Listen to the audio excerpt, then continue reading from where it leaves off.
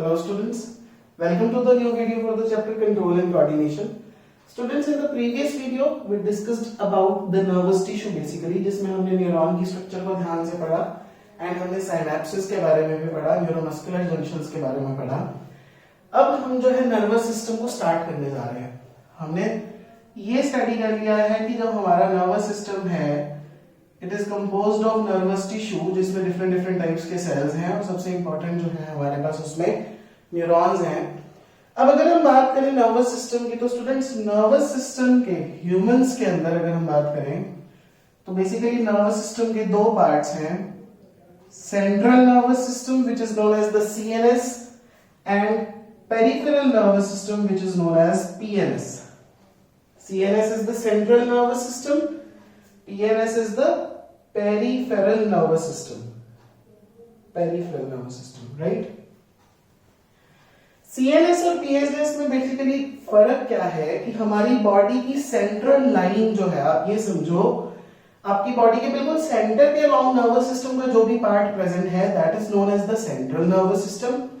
And उस central nervous system से arise होने वाले जितने भी नर्व्स हैं, जितने भी नर्वस सिस्टम के कंपोनेंट्स हैं, they compose the PNS, peripheral nervous system, which is present towards the periphery of the body. वो नर्व्स आपकी बॉडी की पेरिफेरी की तरफ जानी है, लेग्स में, आर्म्स में।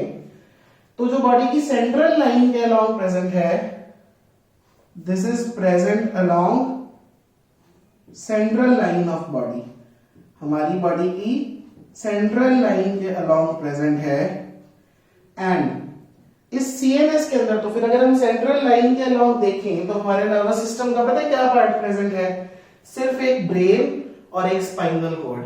कौन कौन है? Brain and spinal cord. तो the CNS consists of two components of the nervous system which is the brain and the spinal cord. And ये जो ब्रेन और स्पाइनल कॉर्ड हैं ये दोनों ही कंट्रोल रूम है हमारी पूरी बॉडी का। जैसे आप एक सेल के केस में पढ़ के आते हैं कि एक सेल का जो कंट्रोल रूम है जहां पे सारी एक्टिविटीज कंट्रोल होती है सेल की, वो न्यूक्लियस होता है। इसी तरह से ह्यूमन बॉडी का जो कंट्रोल रूम है वो सीएनएस है। CNS basically which comprises of brain and spinal cord. यहां पे स्टूडेंट्स बच्चों को कंफ्यूजन हो जाती है स्पाइनल कॉर्ड और वर्टिब्रल कॉलम के बीच में। बहुत कंफ्यूजन होती है स्पाइनल कॉर्ड और वर्टिब्रल कॉलम के बीच में। तो आपने ये समझना है vertebral column is like a bone. Vertebral column क्या है? बोन्स की बनी है ना, छोटे छोटी बोन्स हैं उसके अंदर जिनको आप वर्टिब्री बोलते हो। छोटे छोटे वर्टिब्री मिलके एक पूरा वर्टिब्रल कॉलम बना रहे हैं जिसको हिंदी में हम रीढ़ की हड्डी बोलते हैं, right? When you touch your back तो बिल्कुल मिडिल में जो आपको फील होता है hard part, that is your vertebral column. And उस वर्टिब्रल कॉलम के सेंटर के अंदर एक कैनाल है, एक खाली स्पेस है, होलो स्पेस है जिसके अंदर आपकी स्पाइनल कॉर्ड प्रेजेंट है। Spinal cord is basically made up of nerves, neurons, ठीक है? तो वो आपका वर्टिब्रल कॉलम या स्पाइनल कॉर्ड सेम चीज नहीं है, रादर वर्टिब्रल कॉलम के बीच में होलो स्पेस के अंदर जो है आपकी स्पाइनल कॉर्ड लाई करती है। उसके बाद अगर मैं स्टूडेंट्स पीएनएस की बात करूं तो मैंने आपको समझाया सेंट्रल नर्वस सिस्टम, बॉडी की सेंट्रल लाइन के अलोंग जितना पार्ट प्रेजेंट है that is the central nervous system. उसके अलावा जितना कुछ भी प्रेजेंट है इट कॉन्स्टिट्यूट्स द पीएनएस और the peripheral nervous system, right? अब इस पीएनएस या पेरिफेरल नर्वस सिस्टम के फर्दर हमारे पास दो पार्ट्स हैं। इसके हमारे पास दो पार्ट्स हैं जिसमें से पहला है somatic nervous system. NS stands for nervous system। पहला क्या है? सोमैटिक नर्वस सिस्टम जिसको हम SNS भी बोल देते हैं। And the second part is autonomic nervous system. PNS के फर्दर दो पार्ट्स हैं हमारे पास, somatic nervous system SNS and autonomic nervous system ANS। अब इन दोनों में बेसिकली स्टूडेंट्स क्या फर्क है कि सोमैटिक नर्वस सिस्टम जो है हमारा वो हमारी बॉडी के वॉलंटरी एक्शंस को कंट्रोल करता है।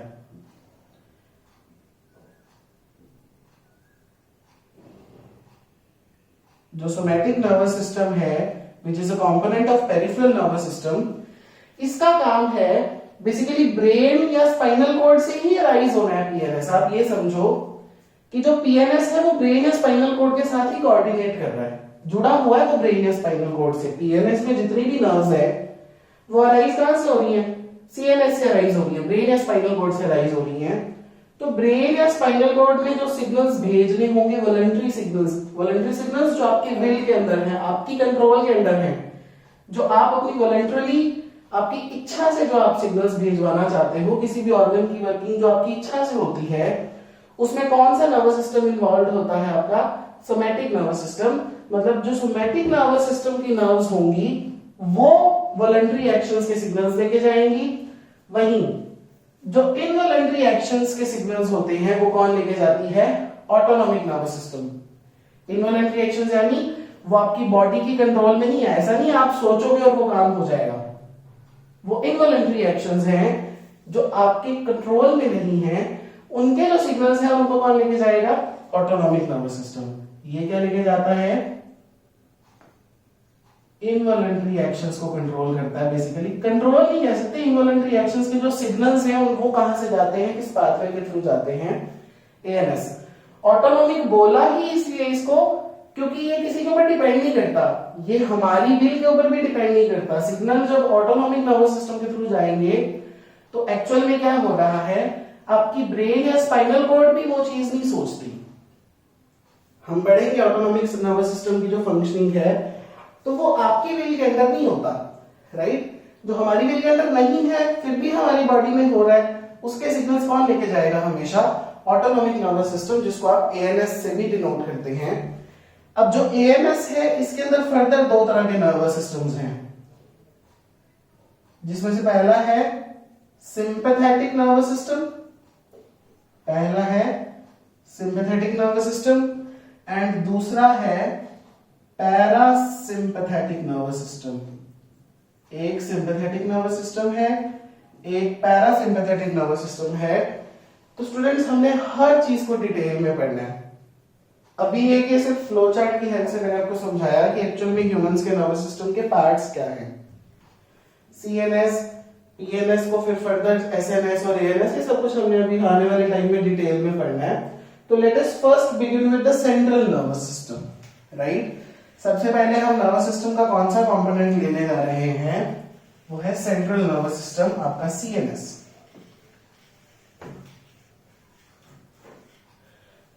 देखिए सेंट्रल नर्वस सिस्टम मैंने आपको पहले ही बताया कि सेंट्रल नर्वस सिस्टम ह्यूमंस के अंदर सेंट्रल लाइन के अलोंग प्रेजेंट है। हमारी बॉडी की सेंट्रल लाइन, बिल्कुल बिल्कुल सेंटर में से जो लाइन पास कर रही है उसके अलोंग प्रेजेंट है हमारा सेंट्रल नर्वस सिस्टम। एंड इसके दो कंपोनेंट्स हैं, राइट? इसके दो कंपोनेंट्स हैं, एक है ब्रेन, दूसरा है स्पाइनल कॉर्ड, राइट? एक है ब्रेन, दूसरा है स्पाइनल कॉर्ड। तो अब हमें ब्रेन और स्पाइनल कॉर्ड को अलग अलग से पढ़ना है। तो सबसे पहले मैं लेने जा रहा हूं human brain, right? Human brain. तो बात की जाए तो ह्यूमन ब्रेन जो है upper most part of the CNS है। अगर हम सेंट्रल नर्वस सिस्टम के अंदर भी देखें तो सबसे ऊपर की तरफ कौन प्रेजेंट है सेंट्रल नर्वस सिस्टम में? आप ध्यान से विजुअलाइज करो ह्यूमन बॉडी को।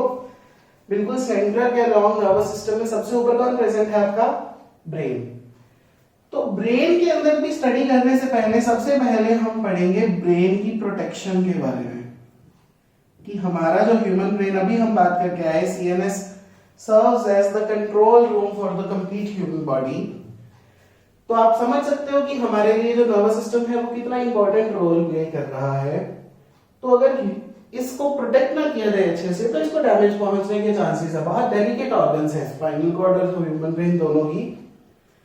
तो सबसे पहले अगर हम बात करें प्रोटेक्शन की, तो ह्यूमन ब्रेन जो है आपको पता है, this complete is your school.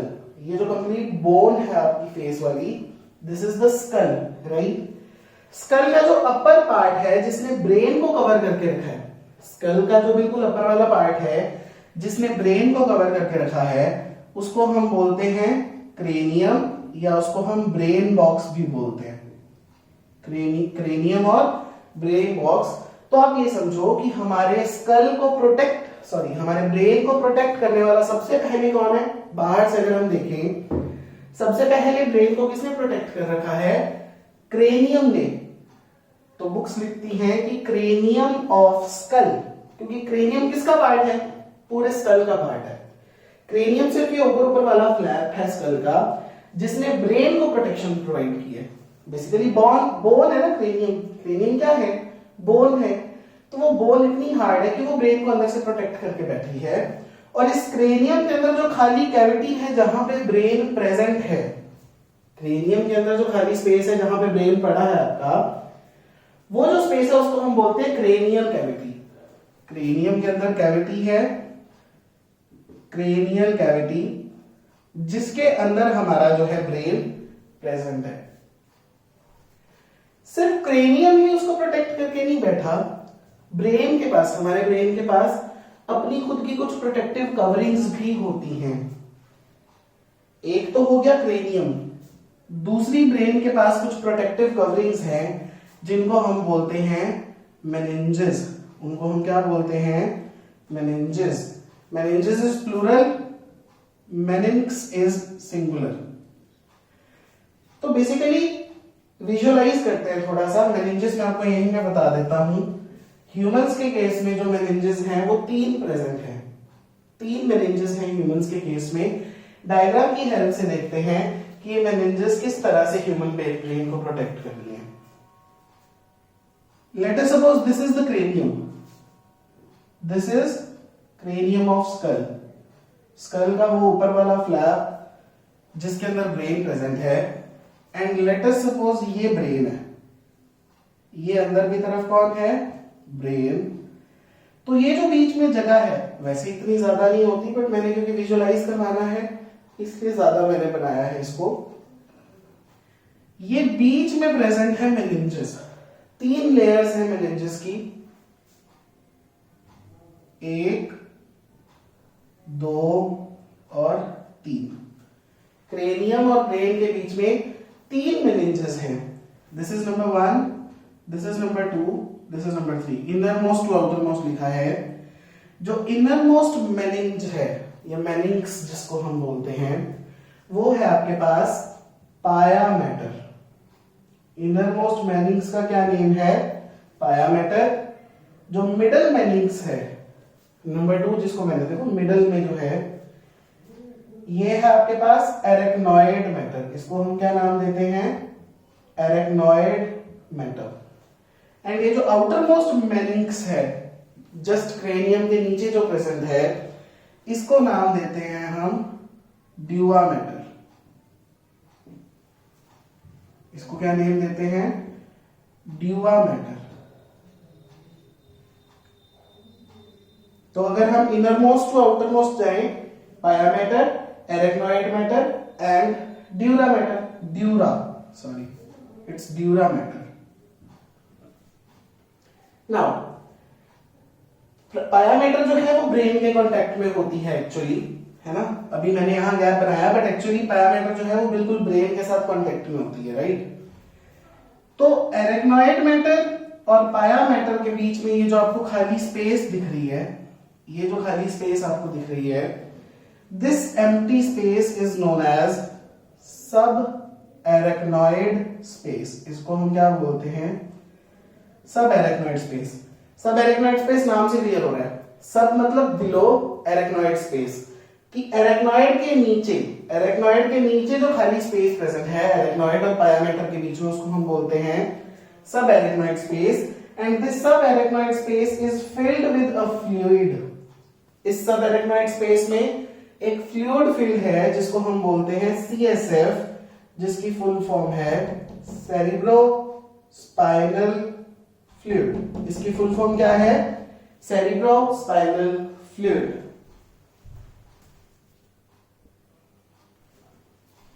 So this subarachnoid space is filled with a fluid called cerebrospinal fluid, and similarly you can see dura matter and arachnoid matter के बीच में एक खाली space आपको दिख रहा है। This empty space between dura matter and arachnoid matter is known as subdural space। इसको हम क्या बोलते हैं? subdural space। इस subdural space में भी एक fluid filled होता है, लेकिन उसको हम cerebrospinal fluid नहीं बोलते। This fluid is not known as cerebrospinal fluid. क्यों नहीं बोलते? इसको CSF क्यों बोलते हैं? बिकॉज ये जो CSF है, जब हम स्पाइनल कॉर्ड पढ़ेंगे तो वहां पे आपको पढ़ाएंगे सेम, वहां भी मेनिंजेस है स्पाइनल कॉर्ड के अराउंड, तो वहां पे आपको पढ़ाया जाएगा कि ये जो CSF है बेसिकली ब्रेन और स्पाइनल कॉर्ड के बीच में मिक्स्ड है। जो सब एरेक्नॉइड स्पेस ऑफ ब्रेन है और subarachnoid space of spinal cord पढ़ाएंगे, ये दोनों एक साथ कांटेक्ट में होते हैं, देयरफॉर जो फ्लूइड है वो सेम फ्लो कर रहा है ब्रेन और स्पाइनल कॉर्ड के बीच में, ये जो सब एरेक्नॉइड स्पेस में, इसीलिए इसको CSF सेरिब्रोस्पाइनल फ्लूइड भी कहा जाता है। ठीक है, तो आपको समझ में आया। तो अब ये मेनिंजेस का काम क्या है? ये बेसिकली शॉक एब्जॉर्बिंग का काम करती है। किसी भी तरह की अगर हेड इंजरी हो, कोई गिरता है, तो अगर बहुत जोर से भी लगे तो देखो एक बियरिंग कैपेसिटी है कि इतनी फोर्स जो है वो सहन कर लेगा और मेनिंजेस खुद कंप्रेस हो जाएंगी, ब्रेन तक जो है वो ब्रेन तक जो है वो फोर्स का इफेक्ट नहीं जाने देंगी, राइट। बट एट लास्ट अगर बहुत ज्यादा सीवियर इंजरी हो, बहुत ज्यादा बड़ी फोर्स जो है कर रही हो ब्रेन के ऊपर, स्कल के ऊपर, तो देन वो मेनिंजेस भी जो है ब्रेन को नहीं बचा पाती, राइट। तो ये बात थी कि ब्रेन की प्रोटेक्शन क्या क्या है। तो CSF भी बेसिकली क्या है, जो ये जो CSF फ्लूइड है, अब अगर इसका काम मैं आपको बताऊं, CSF का काम क्या है, ये ब्रेन तक ऑक्सीजन की सप्लाई लेके जाती है। CSF क्या करती है? ब्रेन तक ऑक्सीजन लेके जाना, ब्रेन के सेल्स जो है बेसिकली जो न्यूरॉन्स हैं उनमें से CO2 जो रिलीज होती है during respiration, during energy production, उसको वापस लेके आना, या किसी भी तरह के टॉक्सिक सब्सटेंसेस जो न्यूरॉन्स बना रहे हैं ड्यूरिंग देयर मेटाबॉलिज्म, उसको भी ब्रेन में से लेके आना जो काम है वो CSF का है। प्लस CSF भी शॉक एब्जॉर्बर का काम करती है, एंड CSF जो है वो हमारे सेंट्रल नर्वस सिस्टम को मॉइस्ट रखती है, उसको मॉइस्चर भी प्रोवाइड करती है। और CSF का जो pH है वो अराउंड 7.3 होता है, तो आप देख सकते हो हल्का सा अल्कलाइन नेचर है, pH 7 इज न्यूट्रल, इसका pH 7.3 के करीब होता है, देयरफॉर हम बोलते हैं कि इसका हल्का सा अल्कलाइन नेचर है। तो आपको समझ में आया किस तरह से ह्यूमन ब्रेन जो है वो प्रोटेक्टेड है with the help of cranium and with the help of these 3 meninges along with CSF or the cerebrospinal fluid, right. पढ़ क्या रहे हैं हम? CNS का फर्स्ट पार्ट पढ़ रहे हैं which is the human brain, right? Now this human brain first of all is also known as encephalon. This is also known as encephalon. Human brain को क्या बोलते हैं? encephalon. आपको याद होगा 9th क्लास में जब आप वाइडोवी फॉलिन चैप्टर पढ़ के आते हैं, वहां पे आप जैपनीज एंसेफेलाइटिस एक डिजीज पढ़ के आते हैं जिसमें आपको बताया जाता है हेडेक, बहुत ज्यादा सीवियर हेडेक, ब्रेन में उसमें इन्फ्लेमेशन होती है। एंसेफेलाइटिस नाम कहां से आया है? एंसेफेलॉन से आया है, क्योंकि ह्यूमन ब्रेन को या ब्रेन को जो है हम एक और नाम से पहचानते हैं विच इज एंसेफेलॉन। नाउ अब हम बात करेंगे स्ट्रक्चर ऑफ ब्रेन की। अभी तो हमने पहले प्रोटेक्शन की बात की थी, ब्रेन या एंसेफेलॉन जो है हमारा, इसकी स्ट्रक्चर की बात करें अगर हम, तो ह्यूमन ब्रेन को 3 मेन पार्ट्स में डिवाइड किया जाता है। ह्यूमन ब्रेन के 3 मेन पार्ट्स हैं। First one is forebrain, second one is midbrain,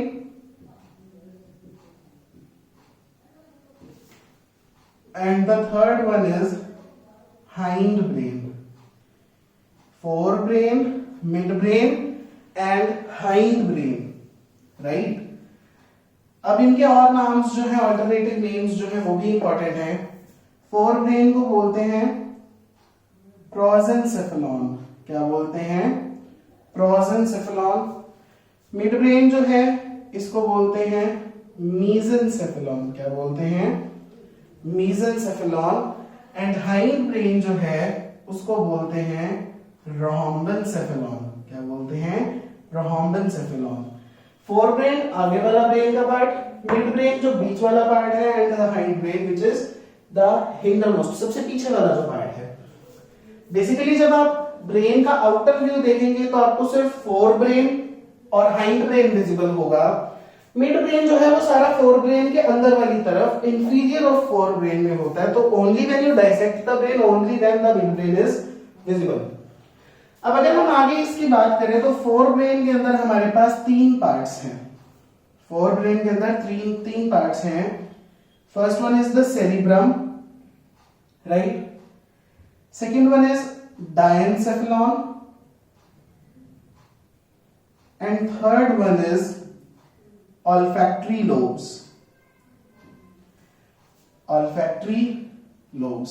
cerebrum एक है, डायनसेफेलॉन भी एक है, बट olfactory lobes दो होते हैं या इसको बोल दो एक पेयर होते हैं, one and the same thing, right. फिर अगर मैं मिड ब्रेन की बात करूं तो इसके दो पार्ट्स हैं, क्रूरा सेरिब्राई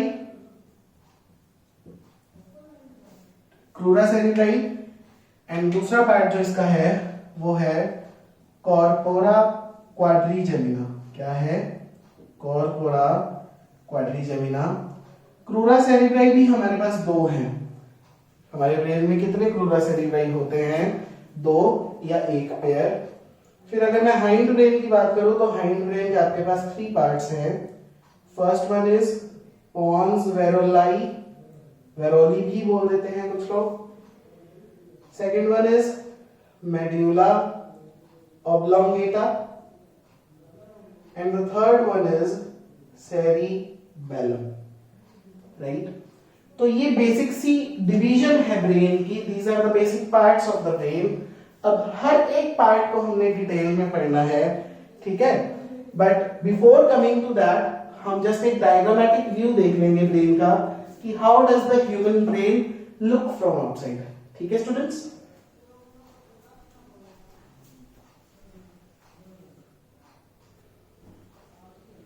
सो स्टूडेंट्स, यहां आपको जो बोर्ड पे डायग्रामेटिक रिप्रेजेंटेशन दिख रही है, this is the human brain when viewed from outside. जब हम सीधा ह्यूमन ब्रेन को बाहर से देखेंगे तो ऐसा कुछ दिखने में लगता है.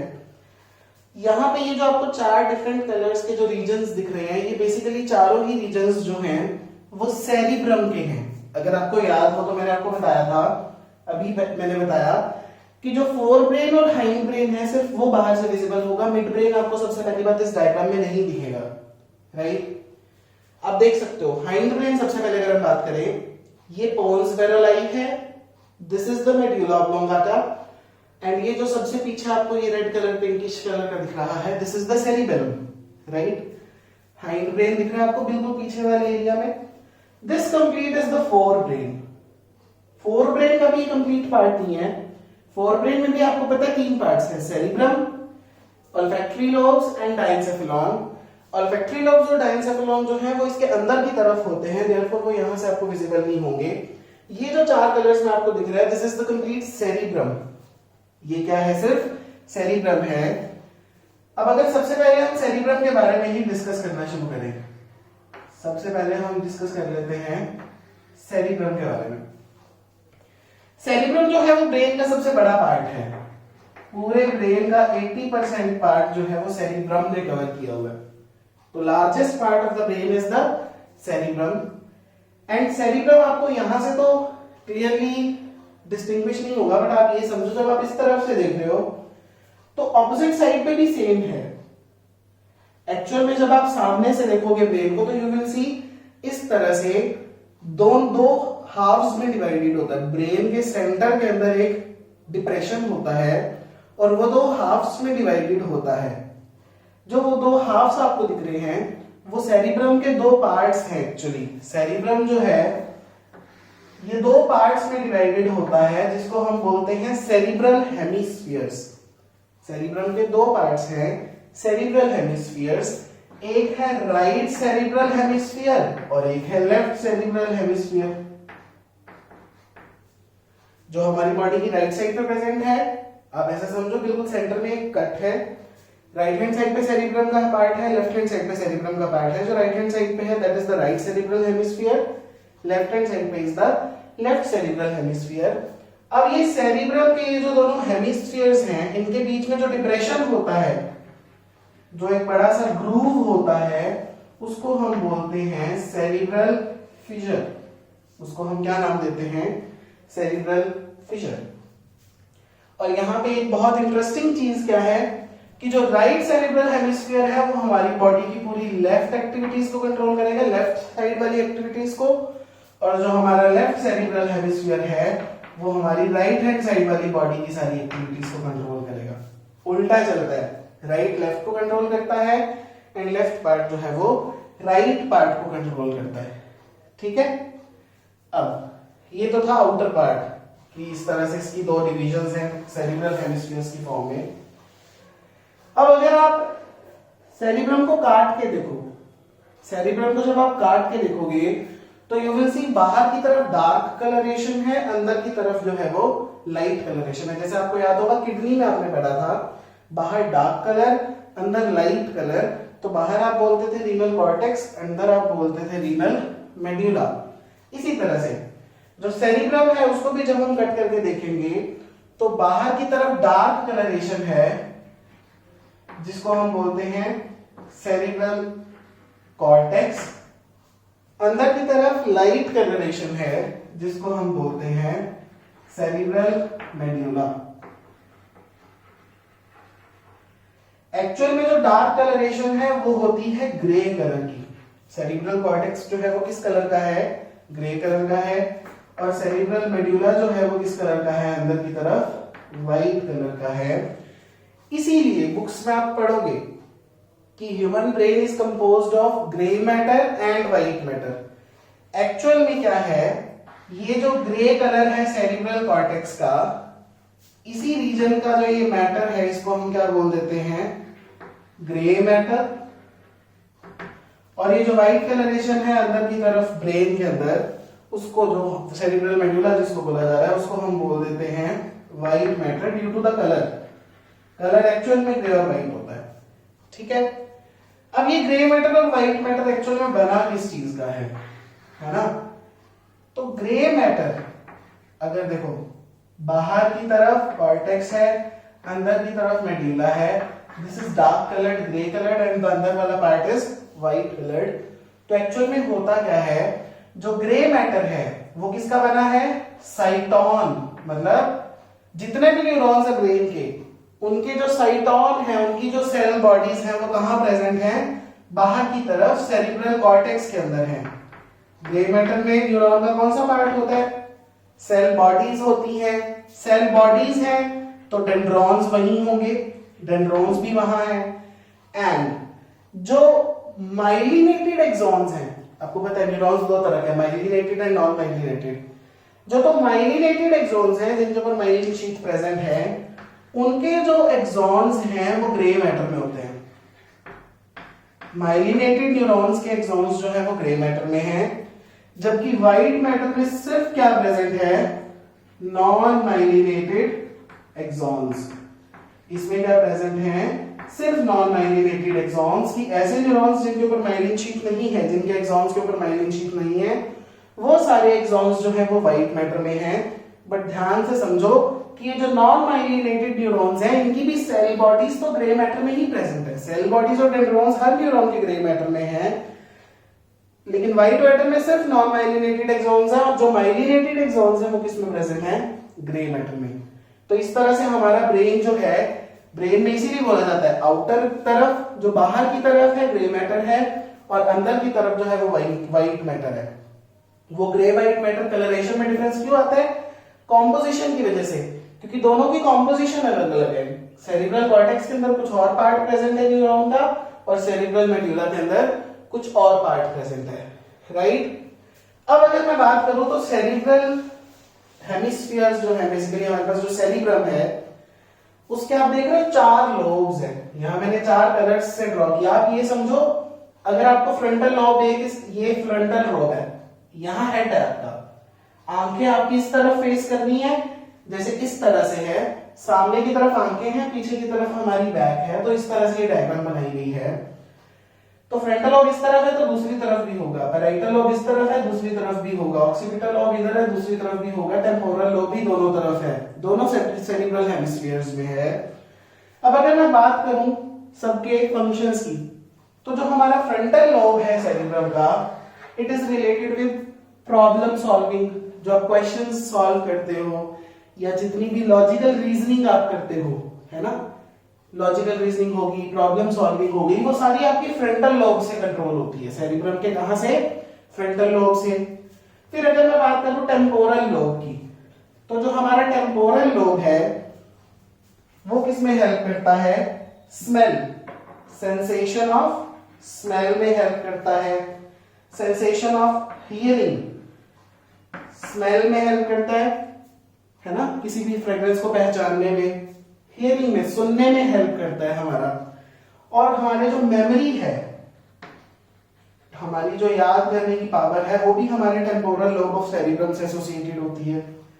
फिर पैराइटल लोब की बात करूं तो जितनी भी बाकी सेंसेशंस हैं, टच, पेन, है ना, टच करके जो आपको फील होता है, या जो आपकी बॉडी के अंदर आपको पेन फील होती है, या आपको जितना भी प्रेशर फील होता है आपकी बॉडी को, कोई टेम्परेचर आपको हॉट या कोल्ड जो फील होता है, ये जो सारे सेंसेशंस हैं, these are associated with the parietal lobe। आप देख रहे हो, this is the frontal lobe, this is the parietal lobe, दूसरी तरफ भी सेम है, ये पूरा टेम्पोरल लोब है, एंड ये पीछे की तरफ है आपके पास occipital lobe.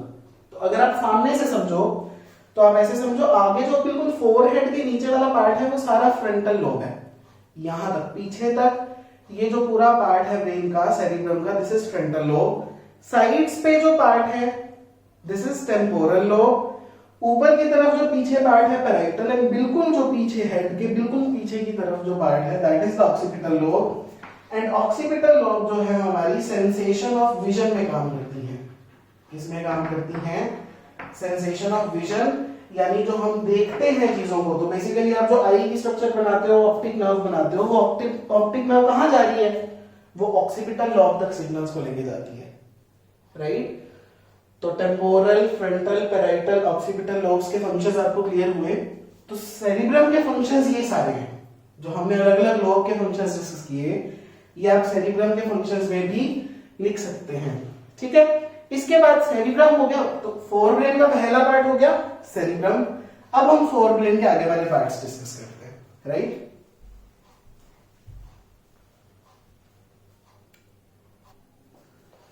So students, forebrain का जो पहला पार्ट था सेरिब्रम, उसको हमने डिस्कस कर लिया है। फोरब्रेन के अंदर जो सेकंड पार्ट हमने मेंशन किया था फ्लो चार्ट में, वो था डायनसेफेलॉन। क्या था? डायनसेफेलॉन। डायनसेफेलॉन एक्चुअली जो है इंफीरियर ऑफ सेरिब्रम है, सेरिब्रम के अंदर की तरफ प्रेजेंट है, तो हमें बाहर से ये विजिबल नहीं हुआ था डायग्राम में। तो स्टूडेंट्स, डायनसेफेलॉन के जो है हम तीन पार्ट्स में डायनसेफेलॉन को जो है स्टडी करते हैं। तो ये है तो फोरब्रेन का ही पार्ट। डायनसेफेलॉन की सबसे पहले अगर हम बात करें रूफ, आप समझो diencephalon is like a box जिसकी रूफ है, जिसका फ्लोर है और जिसकी लेटरल वॉल्स हैं। एक है रूफ, एक है लेटरल वॉल्स, एक बॉक्स की तरह देखो, और एक है उसका फ्लोर डायनसेफेलॉन का। जो डायनसेफेलॉन की रूफ है उसको किस नाम से जाना जाता है? एपिथैलेमस। किस नाम से जाना जाता है? एपिथैलेमस। जो लेटरल वॉल्स हैं डायनसेफेलॉन की, उनको किस नाम से जाना जाता है? थैलेमस। और जो फ्लोर है डायनसेफेलॉन का, उसको किस नाम से जाना जाता है? हाइपोथैलेमस। किस नाम से? हाइपोथैलेमस। तो बेसिकली स्टूडेंट्स, ये जो एपिथैलेमस है, जिसको जो रूफ है डायनसेफेलॉन की, इसके टिप पे एक ग्लैंड प्रेजेंट होता है which is known as pineal body. एक ग्लैंड, एंडोक्राइन ग्लैंड प्रेजेंट है एपिथैलेमस की टिप पे, जिसका नाम क्या है? Pineal body. और ये जो है दो हार्मोन्स सिक्रीट करता है, मेलेटोनिन एंड सेरोटोनिन। कौन से दो हार्मोन्स हैं? Melatonin and serotonin. मेलेटोनिन आपकी स्किन की पिगमेंटेशन को कंट्रोल करता है। सेरोटोनिन जो है वो एक वैसोकंस्ट्रिक्टर है। क्या है? वैसोकंस्ट्रिक्टर। तो जहां भी इंजरी होती है वहां ब्लड वेसल्स को कॉन्ट्रैक्ट करने का काम करता है ये कंस्ट्रिक्टर, यानी कॉन्ट्रैक्ट करता है ये ब्लड वेसल्स को, ताकि ब्लीडिंग कम हो पाए, राइट। तो दो हार्मोन्स है, मेलेटोनिन और सेरोटोनिन। थैलेमस का इतना कोई काम नहीं है, मेन जो काम है वो उसके बाद है आपके पास हाइपोथैलेमस का, क्योंकि हाइपोथैलेमस के बेस पे प्रेजेंट है आपके पास एक ग्लैंड, पिट्यूटरी ग्लैंड। कौन सा gland? Pituitary gland, which is known as the master of endocrine glands. सभी एंडोक्राइन ग्लैंड्स की फंक्शनिंग पिट्यूटरी के हाथ में है। बट अब 10th क्लास में आप पढ़ोगे हाइपोथैलेमस खुद पिट्यूटरी को कंट्रोल करता है, therefore hypothalamus is known as master of master endocrine gland. This is the master endocrine gland. इसका भी मास्टर कौन बैठा है? हाइपोथैलेमस बैठा है। तो अगर मैं बात करूं हाइपोथैलेमस का काम जो है काफी इंपॉर्टेंट है। आपकी बुक्स में आपको एपिथैलेमस थैलेमस मिले ना मिले, हाइपोथैलेमस जरूर मिलेगा। तो हाइपोथैलेमस बेसिकली किसका पार्ट है? फोर ब्रेन का। फोर ब्रेन में भी किसका? डायंसेफेलॉन का। और डायंसेफेलॉन का जो फ्लोर है यानी जो बेस है वो है hypothalamus, right.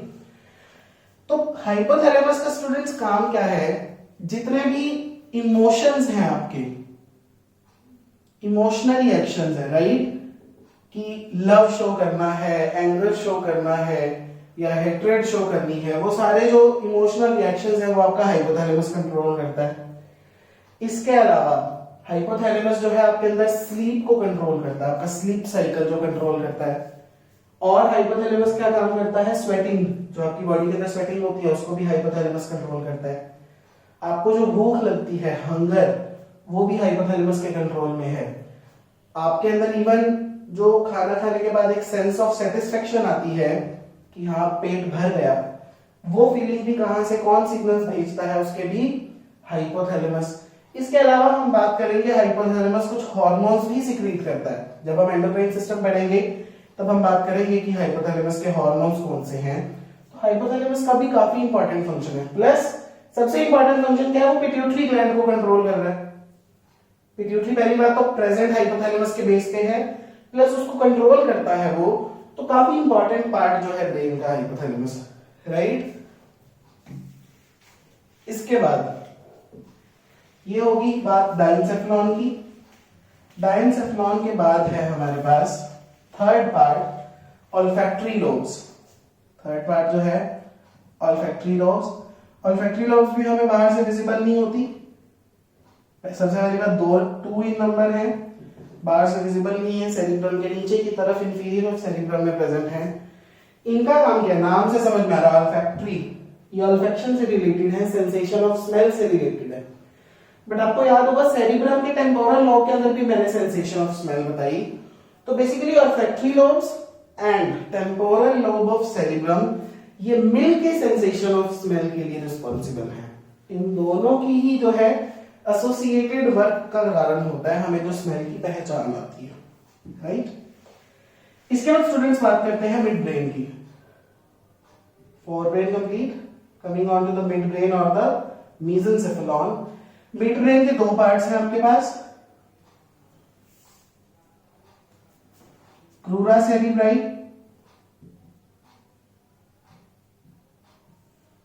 And corpora quadrigemina.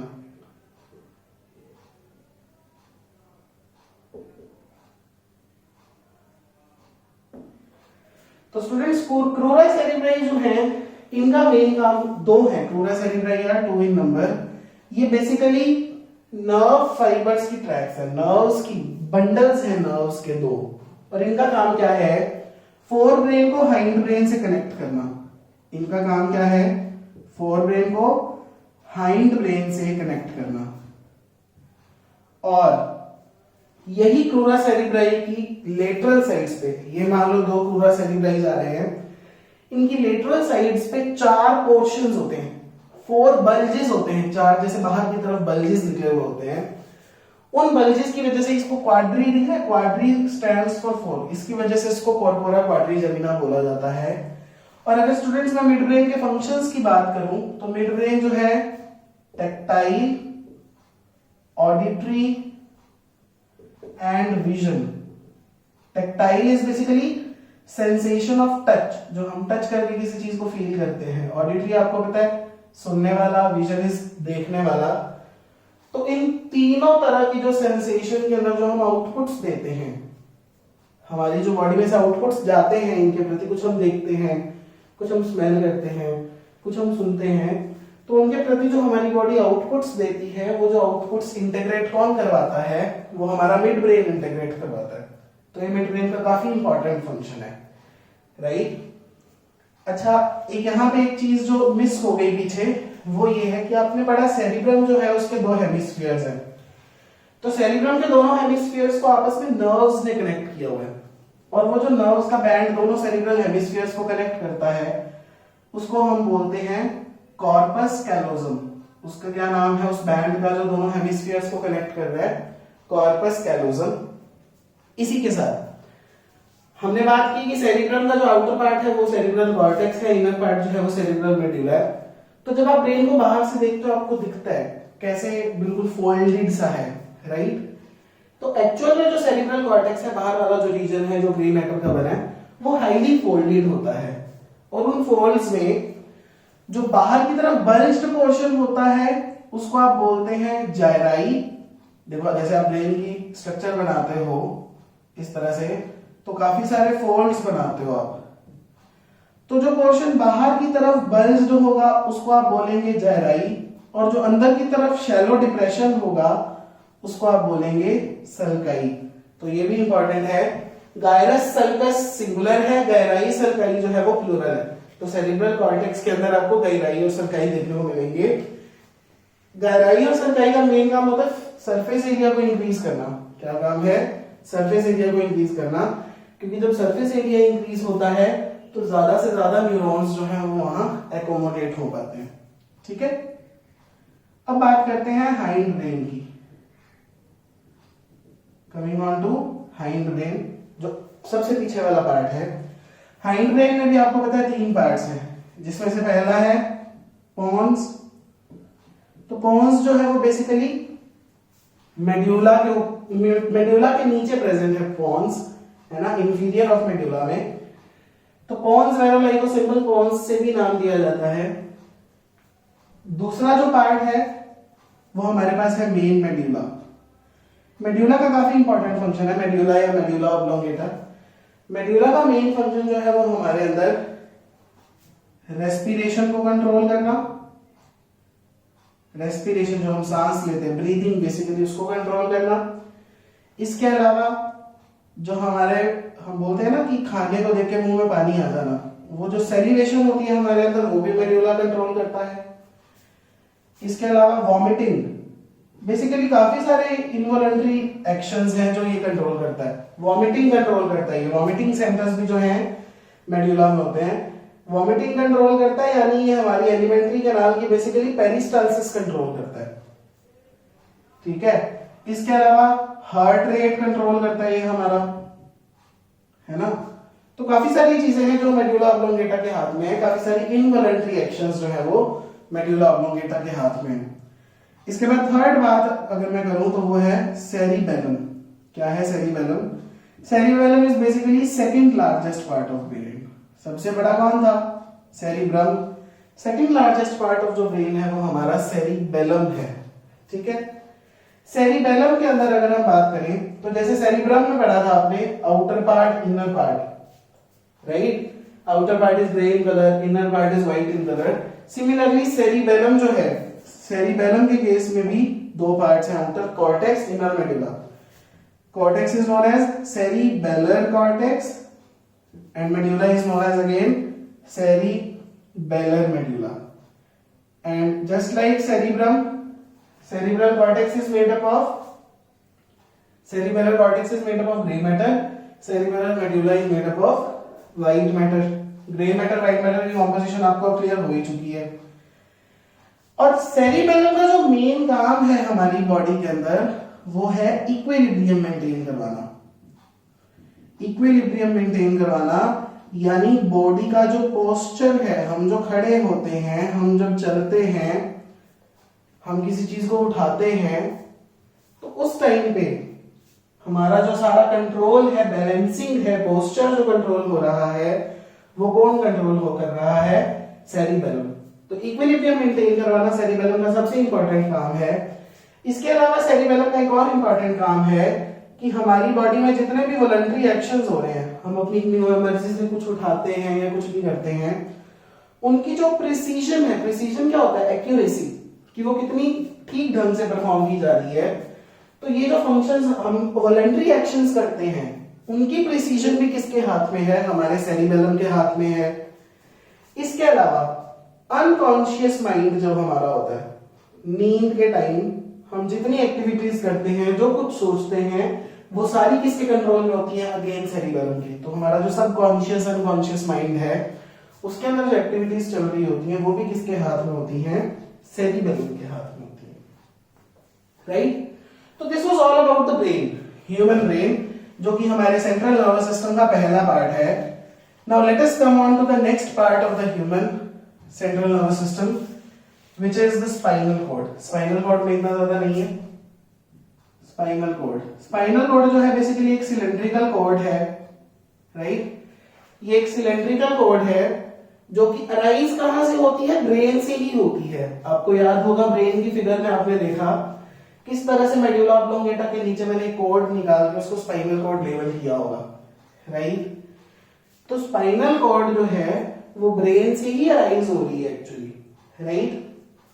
और अब बात करते हैं स्पाइनल कॉर्ड की प्रोटेक्शन की। स्पाइनल कॉर्ड की प्रोटेक्शन जो है वो सबसे पहले की है, अगर हम प्रोटेक्शन की बात करें तो सबसे पहले प्रेजेंट है इसके अंदर वर्टिब्रल कॉलम। कौन है? वर्टिब्रल कॉलम, जो कि बोनी स्ट्रक्चर है ऑब्वियसली स्पाइनल कॉर्ड को, जैसे ब्रेन के लिए स्कल है, क्रेनियम है, उसी तरह से स्पाइनल कॉर्ड के लिए कौन है? Vertebral column. फिर इसके पास भी मेनिंजेस है, यहां भी सेम है, इनर मोस्ट पाया मैटर, फिर एरेक्नॉइड मैटर, फिर आउटर मोस्ट ड्यूरा मैटर। वही सब एरेक्नॉइड स्पेस में सीएसएफ फील्ड है, सब ड्यूरल स्पेस में एक फ्लूइड फील्ड है, which is basically not CSF. But यहां पे एक जो नई चीज ऐड होगी वो ये कि वर्टिब्रल कॉलम ये है, मान लो this is your vertebral column, this is the outer meninges which is the dura mater. तो यहां पे वर्टिब्रल कॉलम और ड्यूरा मैटर के बीच में भी खाली स्पेस है। ब्रेन के केस में आपने देखा था ड्यूरा मैटर जो थी वो क्रेनियम के बिल्कुल साथ कांटेक्ट में होती है, वहां पे खाली स्पेस नहीं होती। यहां पे खाली स्पेस होती है जिसको हम बोलते हैं एपीड्यूरल स्पेस। क्या बोलते हैं? Epidural space. एपीड्यूरल क्यों बोला? AP means above, ड्यूरल means above dura mater, कि ड्यूरा मैटर के अबव जो स्पेस खाली प्रेजेंट है, this is epidural space. And epidural space is basically filled with adipose tissue. यहां पे कौन प्रेजेंट होता है? एडिपोज टिश्यू, जो अगेन शॉक एब्जॉर्बर है, बहुत अच्छा शॉक एब्जॉर्बर है। तो स्पाइनल कॉर्ड भी हमारी बॉडी का बहुत एक इंपॉर्टेंट फंक्शन परफॉर्म करती है। यहां पे एक जो इंटरेस्टिंग फैक्ट है वो ये है कि आप ब्रेन में पढ़ के आए, बाहर की तरफ हमेशा ग्रे मैटर था, अंदर की तरफ व्हाइट मैटर था। स्पाइनल कॉर्ड में जस्ट रिवर्स है।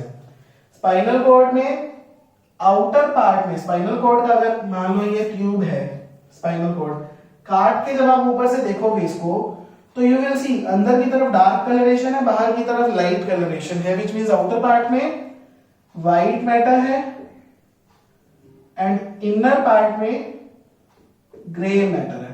तो ग्रे मैटर व्हाइट मैटर की कॉम्पोजिशन तो आपको पता ही है, राइट? तो ये कुछ था आपके सेंट्रल नर्वस सिस्टम के बारे में। यहां पे आपका human central nervous system, brain and spinal cord जो है वो कंप्लीट हो जाता है। आने वाले लेक्चर्स में हम somatic nervous system and autonomic nervous system, जो कि बेसिकली पेरिफेरल नर्वस सिस्टम के पार्ट्स हैं, उनके बारे में स्टडी करेंगे। Thank you very much for watching.